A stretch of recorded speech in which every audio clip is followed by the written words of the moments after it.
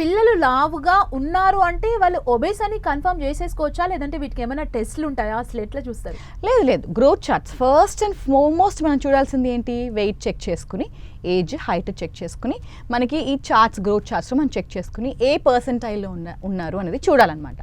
దాన్ని బట్టి మనకు తెలుస్తుంది జస్ట్ ఓవర్ వెయిట్ ఉన్నారా, ఒబీస్ ఉన్నారా, అండర్ వెయిట్ ఉన్నారా, లేదా నార్మల్ హైట్ బట్టి వెయిట్ ఉన్నారా అనేది మనం అంటే ఏజ్ బట్టి వెయిట్ ఉన్నారా అనేది మనకి తెలుస్తుంది అనమాట.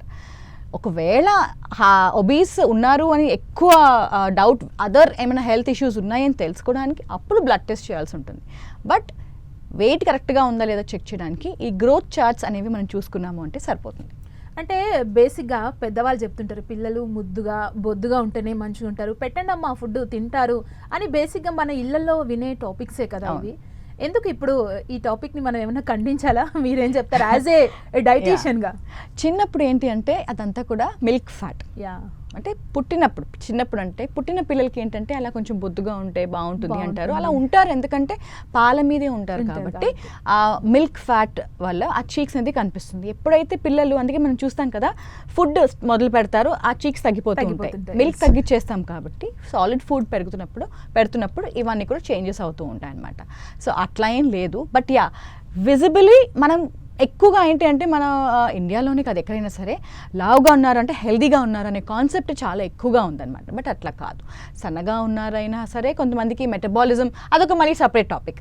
ఒకవేళ కొంతమందికి ఏంటంటే ఎంత తిన్నా కూడా లైక్ కరెక్ట్గా వాళ్ళ ఏజ్కి వాళ్ళు తిన్నా కూడా వెయిట్ ఎక్కువగా పుట్ ఆన్ అవ్వరు, బట్ దే ఆర్ హెల్దీ, ఆ వెయిట్ కరెక్ట్గా ఉన్నారు అని చెప్పినా కూడా వాళ్ళ ఏజ్కి ఆ వెయిట్ అనేది కరెక్ట్గా ఉండాలి, అప్పుడు వాళ్ళు కరెక్ట్గా ఉన్నట్టు, దాంట్లో అంటే ప్రాబ్లం లేదు. బట్ ఒకవేళ ఏజ్ ఏదైతే ఉందో దానికి ఎంత తిన్నా కూడా వెయిట్ అసలు పుట్ ఆన్ అవ్వట్లేదు, అండర్ వెయిట్ కేటగిరీలో ఉన్నారు అంటే నో, దెర్ ఇస్ సంథింగ్, ఏదో ప్రాబ్లం ఉంది డైట్లో కానీ, లేదా బోన్ వెయిట్ పెరగట్లేదో, లేదా కాల్షియం తక్కువ ఉందో, ప్రోటీన్ తక్కువ ఉందో, ఏదో ఒక లోపం ఉండే ఉంటుంది. అందుకే వెయిట్ చాలా తక్కువ చూపిస్తుంది అనేది మనం గమనించుకోవాల్సిన కంపల్సరీ విషయం అనమాట. బొద్దుగా ఉన్నారు అంటే ఎందుకంటే అంత తింటున్నారా?